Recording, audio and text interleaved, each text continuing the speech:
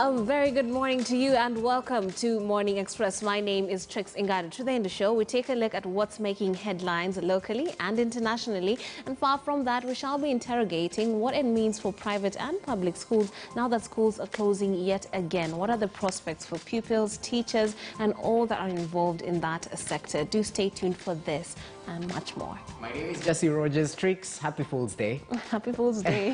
Welcome to the broadcast. How are you fooling us today? I won't be fooling, we'll be informing because that's what we do right here. Okay. But anyway, once again, welcome to the broadcast. It's always a pleasure to have you with us, even as we kickstart the new month, of course, with the wake of the tough measures put in place in order to keep our lives safe by the government.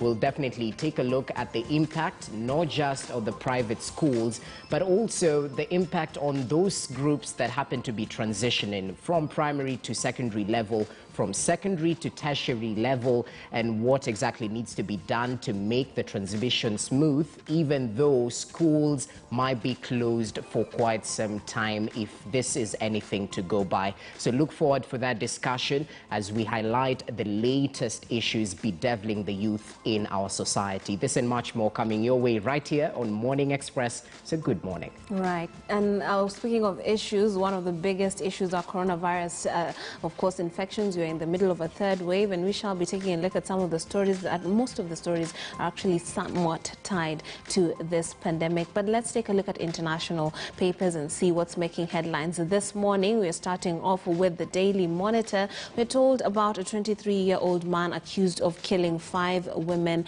and a baby, who are now, he has been remanded. He's here pictured on that front page of that website. We're told evidence so far gathered by detectives shows that Musasizi would court the victims, have sex with them before killing them by either hitting on their heads with a blunt object or strangulation. So clearly the signs of a serial killer right there. They're also telling us about Museveni suspending speakers' campaigns as the race for this next speaker and deputy speaker of parliament hits up. President Museveni has summoned National Resistance Movement, NRM, right there, and they are giving us more details on what's happening in Tanzania, and they're telling us Tanzania's Suluhu's reshuffles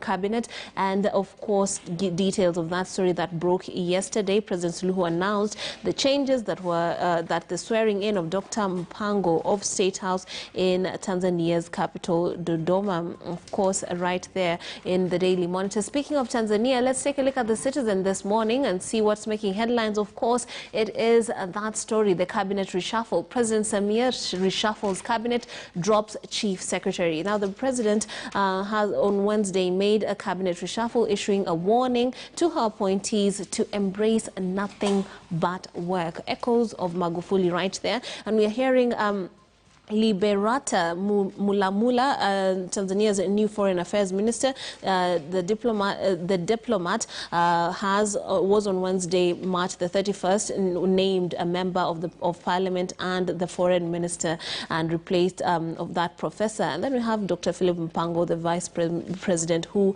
has seen it all. Take a look at that and learn more about what's making headlines in Tanzania. And then we have the East African here giving us an overview of what's happening in the region. IMF approved $174 million COVID-19 funds for South Sudan. Juba has already greatly been affected by a sharp decline in international oil prices and devastating floods. And clearly this is one of their top income earners, and so this will go a long way in helping them show up these difficult times. And then we're having Rwanda cushions ailing businesses with the 350 million funds. There seems to be a trend right here. And the rest of Africa, South Africa imposes a booze ban over Easter in virus curve. This is not the first time that South Africa is trying that. Let's see how this one plays out. Let's take a look at the CNN website, see what's making headlines. On their world page, they tell us top U.S. national security officials call counterparts as Russia and Ukraine tensions rises. And the picture there actually translates that title quite clearly. And then we have Myanmar junta offers ceasefire to some as UN envoy warns of a bloodbath. Alexei Navalny announces he is going on a hunger strike. That is an opposition leader in Russia. He's been through the most. Take a look at that and find out the latest controversy. And then head of a mercenary group tells CNN insurgents effectively to hold town after attack. Learn more about what's happening in the world by taking a look at the CNN. But locally, it's all about politics and the coronavirus, and of course the unexpected death for many of Member of Parliament Paul Koinange. We will be taking a look at that, and with us here in studio to help us analyze these papers are Philip Magal, who is a lawyer, as well as Kariuki Ngunjiri, who is a political analyst. Welcome to the show, gentlemen. Yes, thank you and good morning. Now, there's a very, the story on the front page of the Standard and the Daily Nation, to me, is no surprise. They were being told on the front page of the Standard, Raila's first step in race for presidency. Now, they say under that, the last bullet. Before this, it was the silver bullet. Now we're being told it is now official. The ODM leader could be in next year's presidential contest if he clinches the party's ticket after the former premier and 3 other handed their applications for the top ticket to the National Elections Board. Now, the Daily Nation, a similar headline, it's official. Raila in a state house race. It is no longer a question of if former Prime Minister Raila Odinga wishes to take a 5th stab at the presidency, but whether his 2 opponents will step aside to give him a free pass or take him on in the primaries and let the members decide. I mean, Philip Magal, has it ever been a question whether or not Raila shall be running? I would imagine this, given the trends in this country, this would be obvious. Yes, it is obvious. We all knew that he was going to run. It's no surprise to me. I'm sure it doesn't come as a surprise to many other Kenyans. We can see that he's been challenged by his deputies. I think that is also a matter of formalities. At the end of the day, we know who will be on the ballot papers. We could see him strategizing throughout the years. Of course, during the last election, he was talking of the last bullet, but it seems like he's magically had an additional one. Now, yeah, the previous one was the silver bullet. Now it's the last bullet. Yes, let's see. What if there's a next time? What will it be? Let's wait and see what he'll do with that last bullet. Yeah. Okay, and Mr. Ngunjiri, what's your take on these 2 stories, similar stories, both on the front page of the Standard and the Daily Nation, and whether you feel it's right that it's being it's being framed as news? But I mean, you see, in the past, like we know, ODM has always been using arbitrary reason to go for the presidential stance. And for the first time, at least in a time we can remember, it's becoming an open space for candidates to present their names for nominations for presidency, which most of the times in the culture of ODM has been direct nomination, and we've never seen such liberal, democratically minded approach. However, it is framed and designed to seem as if there is an open space for democratic practice in ODM, even if it is not practical. But then, what teaches us, or rather, what scenario can we learn from this instance? As we speak, already we have the people of the coast, that is the 3 governors, already have given prominence to fronting a political party from that region and ditching ODM. And so I think in the efforts of Raila Odinga to try and consolidate his coastal base, he could have seen it as an opportunity to give a guy like Joho an opportunity to show his jab, or rather to pull his confidence on the presidential seat, and also try to show him that you are not underestimated in ODM. But it's just what we can say, a formality, like my friend said. But the National Governing Council and the National Delegates Convention would obviously, in any natural instance, endorse Raila Odinga. So I don't foresee a situation whereby Oparanya and Joho are going to get the presidential ticket as long as Raila Odinga is willing to to run. But then I also want to question the trend of Raila Odinga keeping quiet about this. Yes. Kenya is not a monarchy, and nobody has any right to deny him an opportunity to run. He is not deprived of the opportunity to say that I want. Anybody can declare his interest, and that is what politics is. Even if it was the 100th time, it is within his right. Now, Philip, what do you make of that possibility? The Daily Nation is telling us about it is now a question of whether his opponents would step aside or to give him a free pass or take him on in the primaries and let the members decide. Do you think what do you think their chances are, and do you agree with Ms. Ngunjiri that it would just be for show and to give a boost of confidence to leaders such as Hassan Joho? Of course, the answer to that again is obvious, isn't it? For the simple reason that Raila is the most prominent amongst the three, and he stands the highest chances of going anywhere in a presidential election. But it's a good practice, of course, to exercise internal democracy. It is a good show that Oparanya and Joho, who are the deputies, have fronted themselves for the elections. It would be good for ODM because then it would give them something to show the public. It would give them something to engage the public with.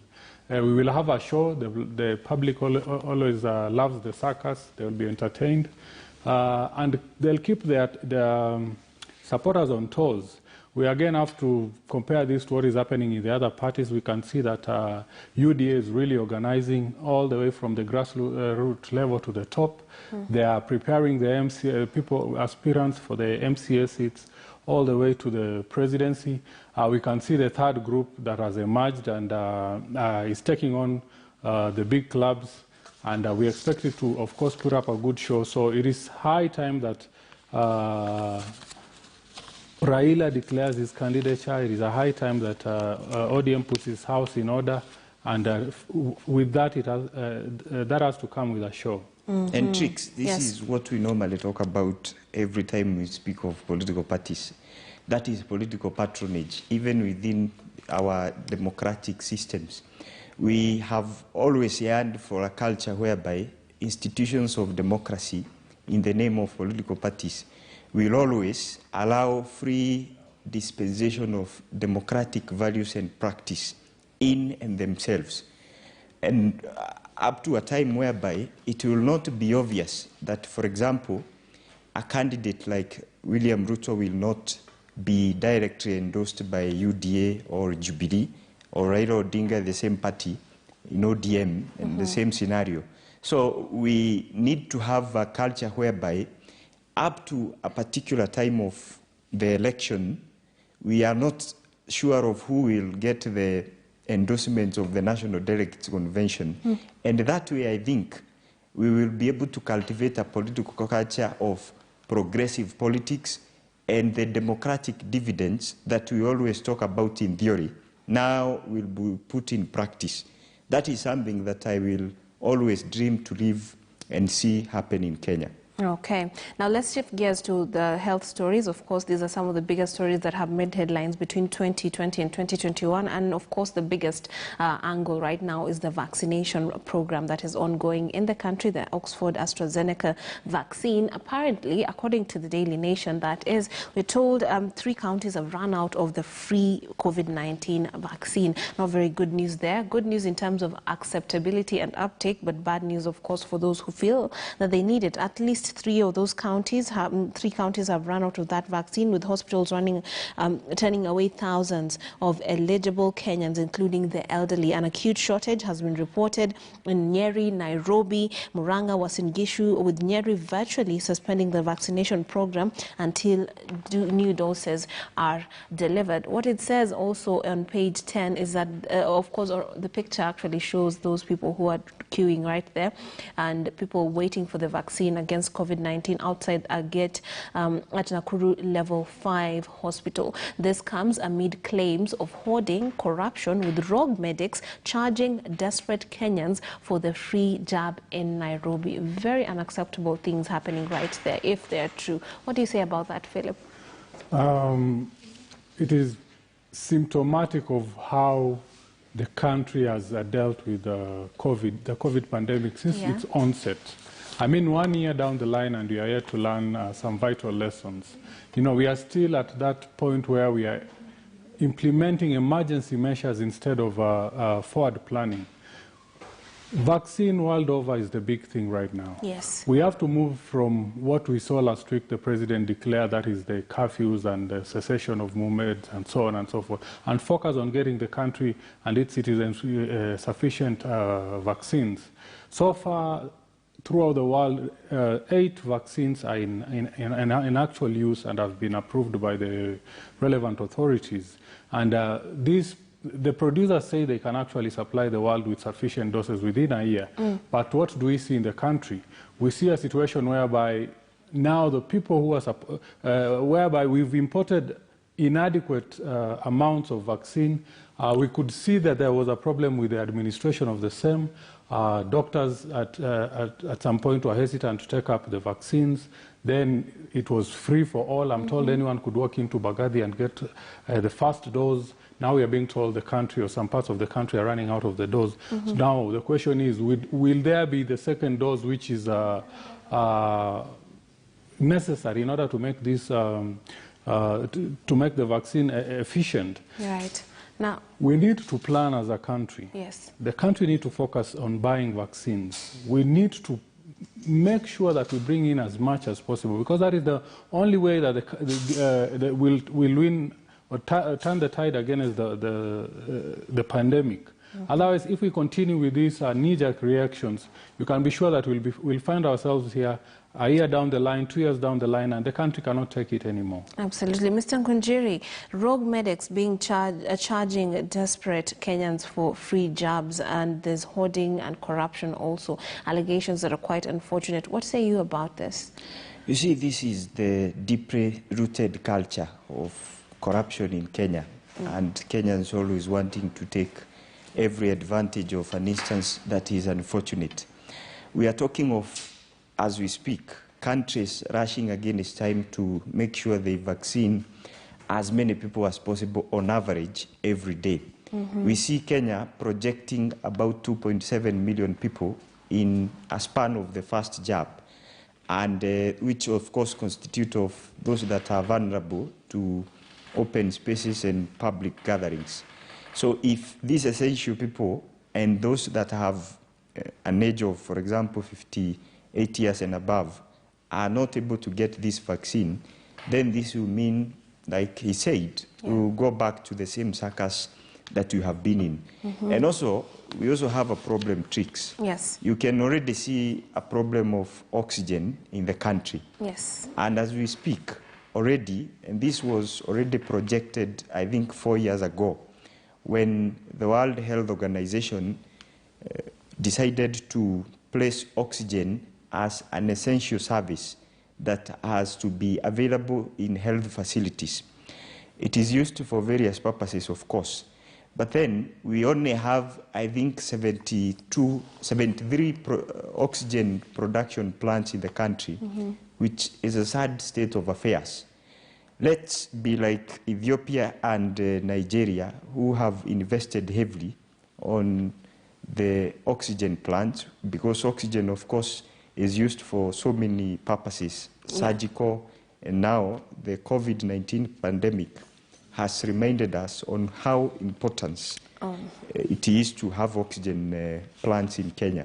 So that should be a concern, and going forward for the Ministry of Health to reinvest more on these oxygen plants as well. Right, and that is actually a splash on page 2 of the Standard. On the front page, you're told gasping for air, the big oxygen shortage crisis right in here in the country, despite allocations running into billions of shillings to boost the response to COVID-19. Medical oxygen is part of supplies running out as the third wave causes untold misery and death. And this, of course, because coronavirus is a disease that actually affects the lung, and therefore uptake of oxygen becomes very critical to your survival. There are graphics on page 2 and 3 giving us all the details about the need for oxygen. Mr. Magal, I do believe you've seen this. How does it sit with you? We're told about a shortage in vaccine supplies. Now we're told about oxygen being a problem. I mean,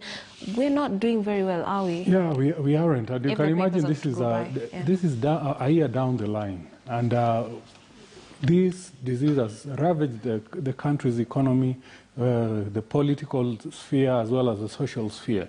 You can imagine the impact the measures that were declared last week has had on people. We've had so many people losing their jobs. The government hasn't been forthcoming with any relief measures. And yet here we are being treated again to this circus whereby we are being told now we don't have oxygen and the vaccines have run out.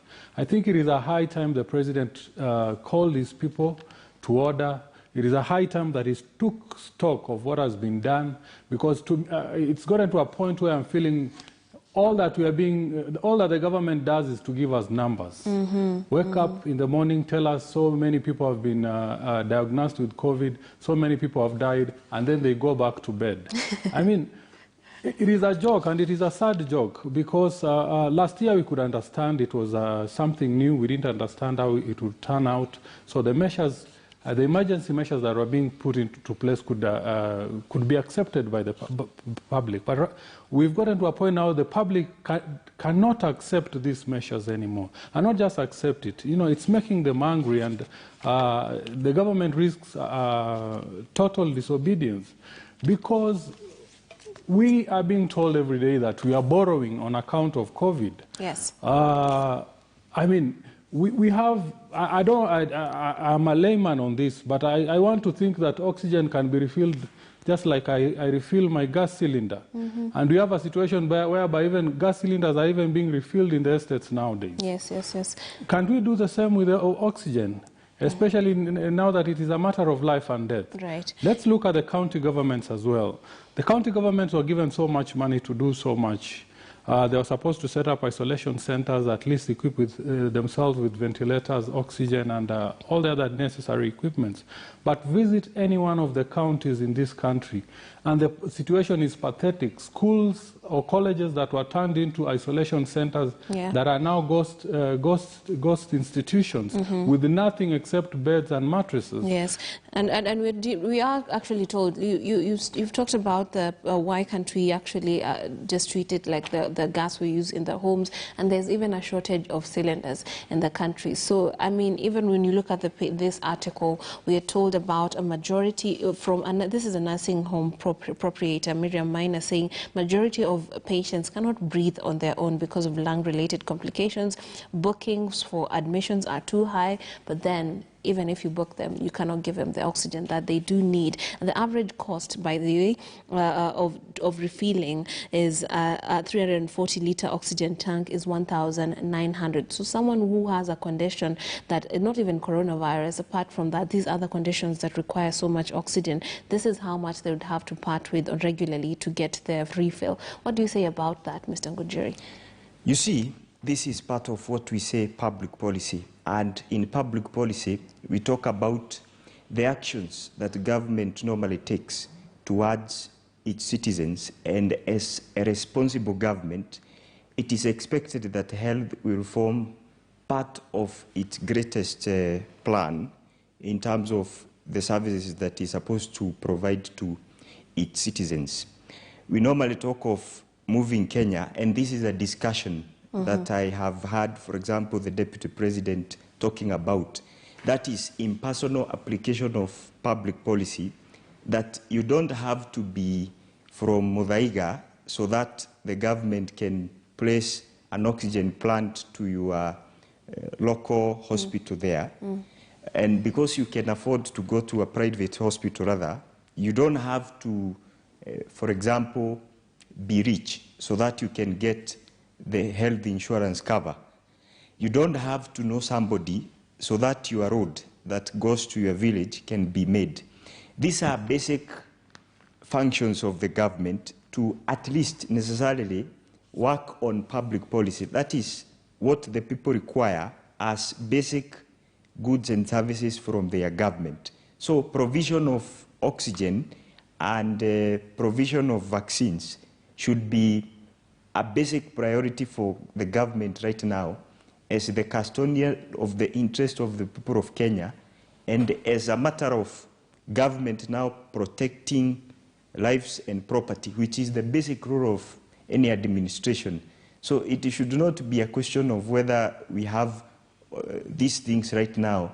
It should be a question of holding the government accountable for its neglect to some extent, and also not dealing with some of these rogue medics who are taking advantage of Kenyans. Right. So this is a concern that has to go into the nerve center of the government, and there's a priority right now because COVID is what is ravaging us at the moment.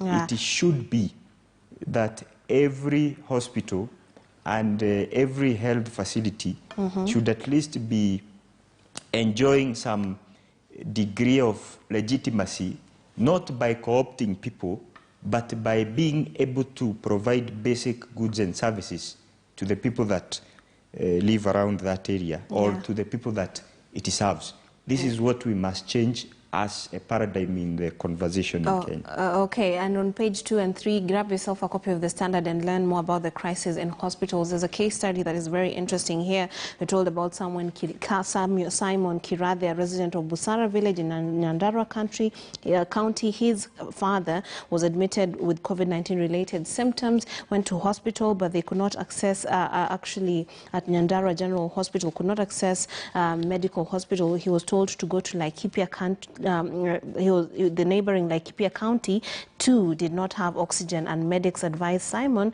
to try Othaya Level 6 Hospital in Nyeri. And his father was struggling, of course, with shortness of breath, which is one of the major symptoms of the coronavirus. And given his age group, of course, that was pretty urgent for that family. Take a look at the paper and learn more about this, what's happening as far as this is concerned. And of course, the president shall be giving a press briefing at around 8:30, and perhaps this is going to be with regards to the pandemic, the situation of the pandemic. In the past month, we've had 2 press briefings by the president telling us what to do, and him declaring actions that will help us combat COVID-19. A lot of